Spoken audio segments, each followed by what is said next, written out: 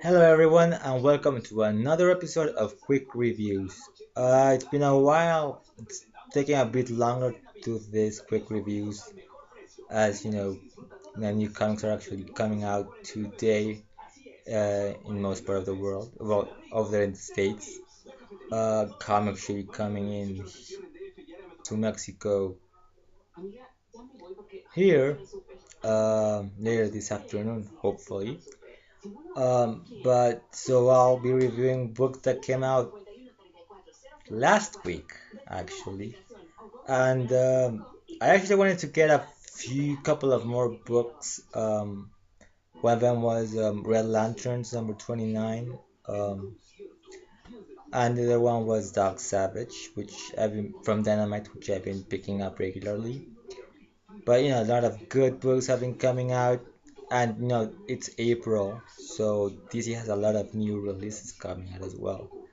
Um, One of them I actually got, and also I last week was the day I actually went to my smaller shop, and I actually left late, not to go pick up my books, so I didn't have time to go and pick to my other shop to get those books. So I'll definitely have a whole bunch of books, that I really want to pick up, um, and you know, a lot of good stuff coming out. And every time I see any of your other of your of your videos, I keep hearing about certain books, and I think like I want to try that, but I am so completely limited by my budget. So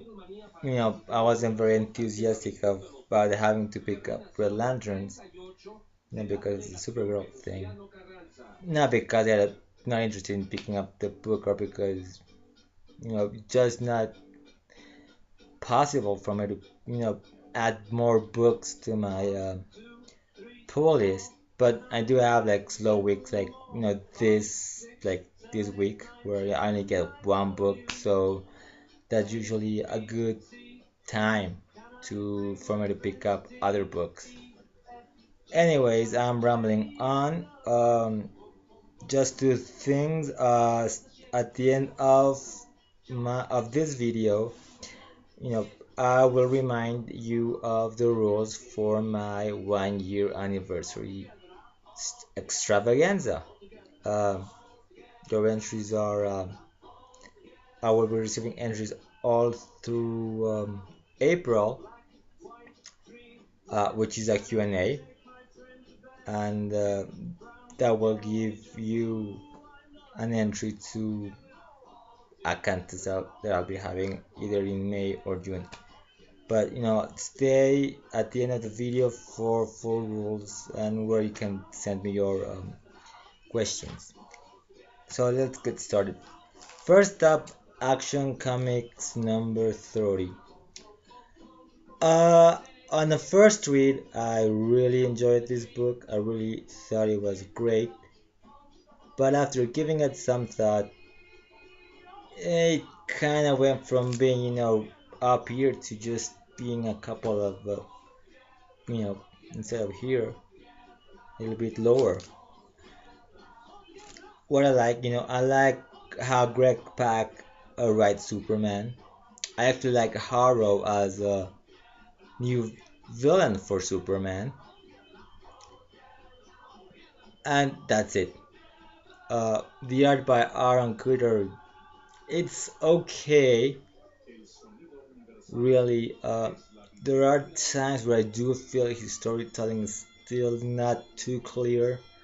Like last issue where Harrow was introduced, you had to read it a few times or just look at that page to get the fact that Harrow was becoming intangible. Here, the mutation that um, goes over Dooms that Doomsday is having is not clear either. So I No, I don't really. I think it just needs a little bit more to be a little bit more clearer, and that's Cooter's uh, weakness, I guess. That at times his storytelling doesn't come through. Like I said, I like Harrow, but I don't like Harrow. I like Harrow because she's got a unique power set. She actually rises the dead, and creates a ghost army. But she falls into what I would call your typical military adversary for Superman. The same as Sam Lane. Uh, we've been getting a lot of military adversaries, not villains, adversaries for Superman, probably since around 2008 with a whole new Krypton storyline that reintroduced Sam Blaine, General Sam Lane, and her speech. I know a lot of people like uh, Haru's speech. I've seen that speech before, and not a long time ago. I mean, recently, in the past decade, I guess you could say. I've heard that speech before. Oh, Superman, your compassion is gonna be the death of the world. Blah blah blah blah. It's boring. I, the only thing that made me not like this book in the end, after giving it some thought, you know, it's not compelling. It's not poignant. It's blah. Been there, done that. If this is a way to make Superman, or make Superman, elevate Superman, I guess, for being a better person, that speech doesn't really do it. Because I've read that a million times before. Unlike all these military adversaries that Superman has had very recently, you're also single-minded in their view that there is no complexity to them. They're just very one-dimensional. Like I said, Harrow as a villain has a lot of potential, because of her power set.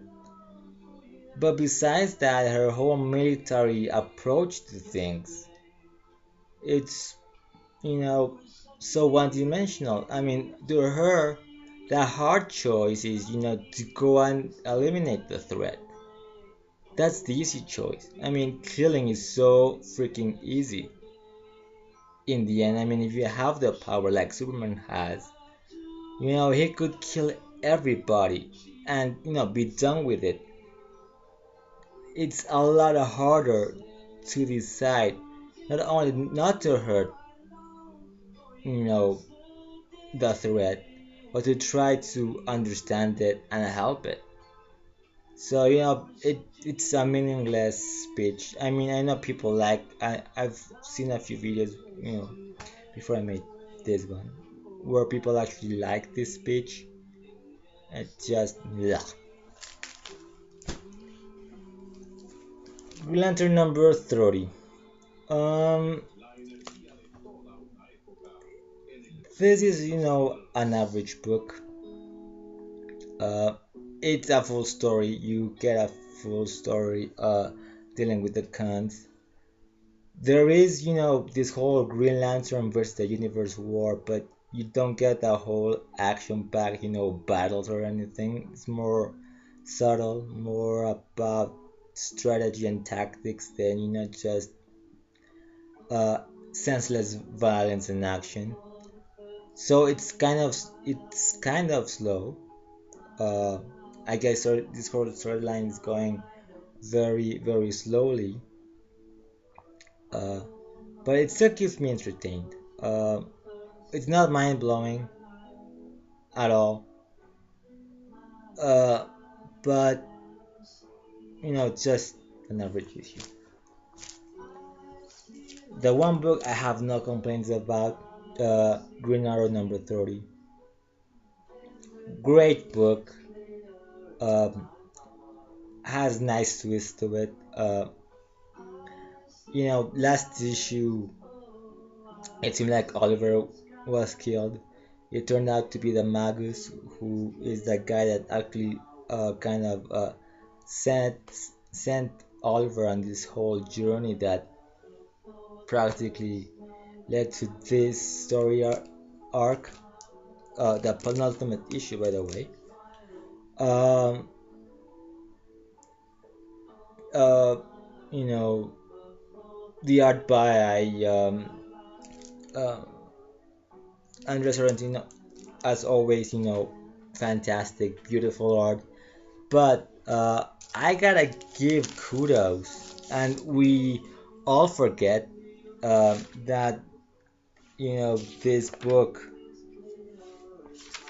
is also not just Lemire or Sorrentino, but Marcello Maiolo, the colorist. I mean, he's the one that really enhances the art. I mean, just look at this pitch, and he has a nice way of giving it the right tone to the book, the right level of drama that you need. Like this page, the whole violence, the red, and then everything else white. Uh, Definitely, I mean, just these issues where these pages, these panels where have this sort of negative space, but sort of done in color. I mean, just magnificent art, magnificent coloring that we hardly ever mentioned. So Lemire has definitely uh, you know brought the whole uh, Komodo facing Green Arrow, Robert Quinn, uh, and the Shadow. We get a nice little guest appearance by Katana, who points out that apparently their destiny is just more than just being part of the Justice League of America. Great book, and the ending, as always, uh, Lemire certainly is a master of the cliffhanger. So those were the books that were in my usual playlist for last week, and then I decided to try this book, Aquaman and the Others #1. Um, as I said in my last video, uh, I felt obligated to pick up this book basically because I was asking for the others to get their own book. I mean, just the fact that they're new characters and giving them their own book, and it's has been proven that they can really hold around. They actually got two solo issues. One was before Throne of Atlantis, I believe, before Throne of Atlantis, and the other one was in the Aquaman Annual #1. Both stories were uh, written by John Ostrander, who, after Jeff John's original introductory arc, Ostrander really, cemented the others as a group of interesting characters, even going so far as, setting up some threads to be picked up later.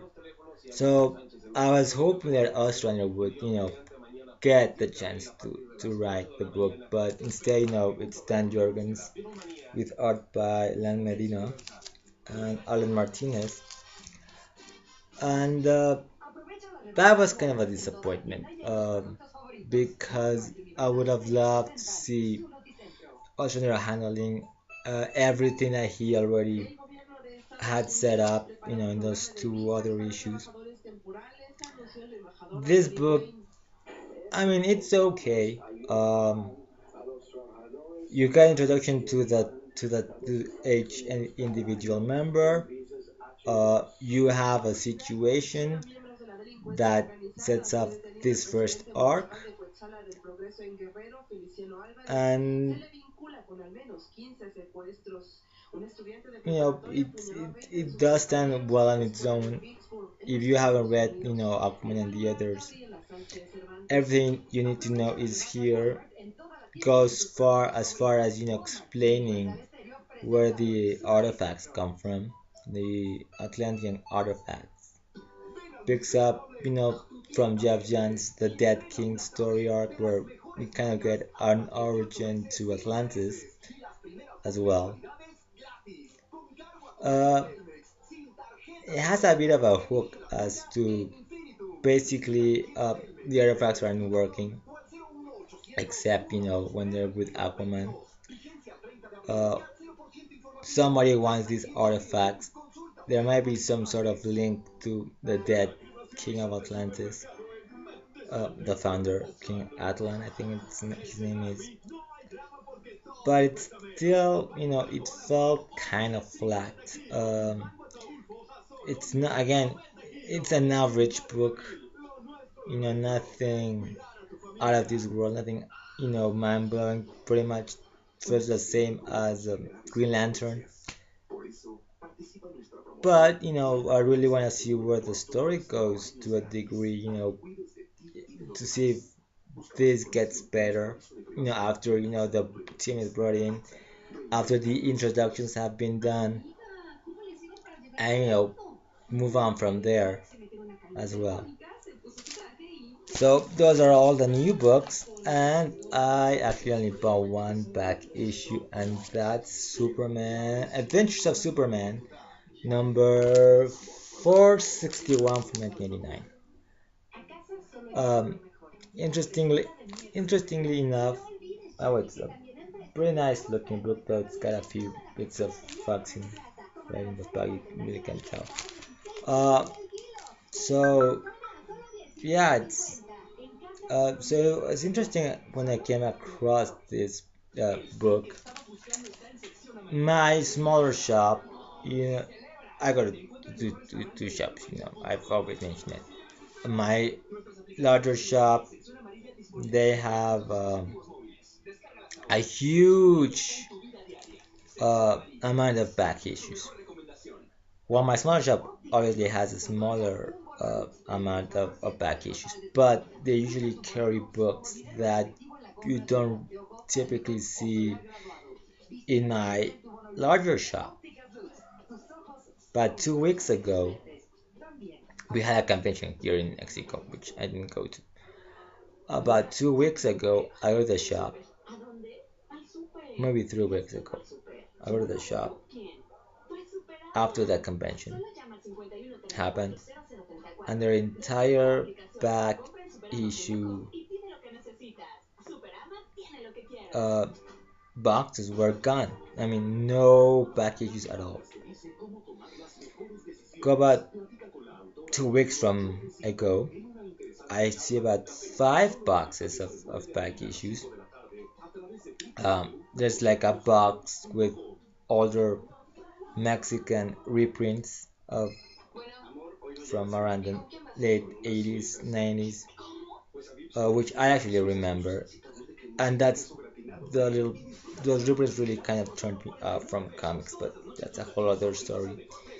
Stuff from the 90s, which by the way I never even saw when I was a kid, because back in those days I was living in the States, moving to Venezuela at the time. Uh, and then I just started going through the other boxes. So I find, this issue and 462, and and a few alternate covers, a lot of the 3D stuff as well, leftover stuff as well, a bunch of Spawn. I mean, 2 or 3 issues of Spawn, but multiple copies of a few issues of Spawn. So, well, I said, well, I'm gonna pick up this, because this you don't really see a lot. And I thought, wow, and it's not a really bad copy, and they're all really nice. Um, but yeah, kind of mind blowing, confusing, because I didn't see those boxes. Yeah, then I had a few Superman books that I've been thinking of picking up. As you know, I've been picking up a few issues of the original Ghost Run, about volume 2 of that, of the original Ghost. All of those are gone, but I ended up finding these little traders here. So yeah, I've been rambling on a bit about the book. So like I said, two things. So I mean, this actually features the first appearance of the Fortress of Solitude, created by the Eradicator. Uh, so I mean, you want to find out more about the Eradicator? Uh, Go over to Roger69501's channel. He just did look back, a retrospective uh, of the Eradicator.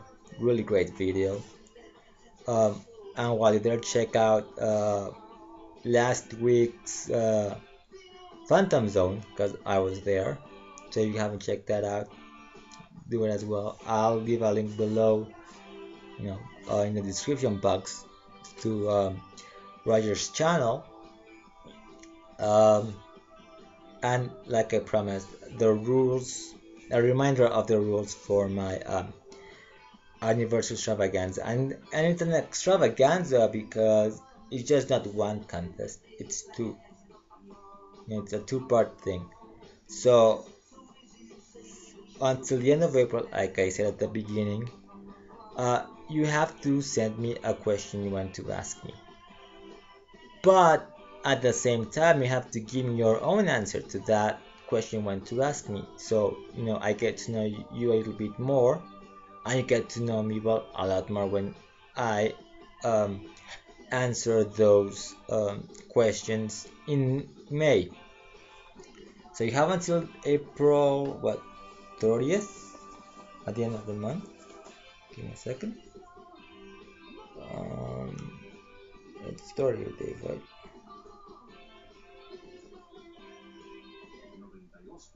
So you have until April 30th to send me your questions with your answers. It's a quid pro quo thing. So you ask me a question, you have to give me your own answer to that question. Uh, so in May, early May, uh, maybe actually, you know, somewhere between the first and second week of May, I will do a video giving you my answers to those questions. Then later in the month, and no sooner than early June, your questions, everybody who submitted their questions is entitled to an entry to a drawing I am going to do. And I will be giving away a trade paperback that is will be one of my favorite stories.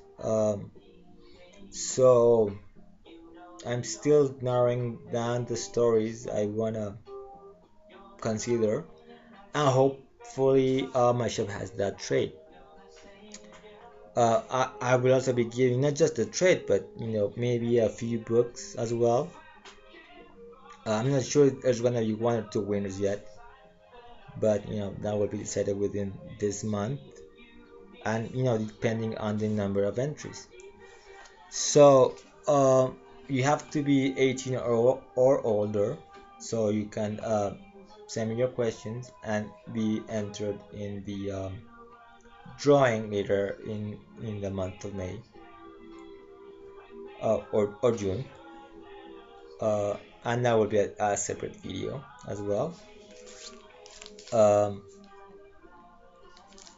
you can make it the answer, the question, the Q&A will be, you can send me a video response, you can ask me in the comments, you can send me a private message, or if you follow me on Twitter, you can ask me on Twitter as well.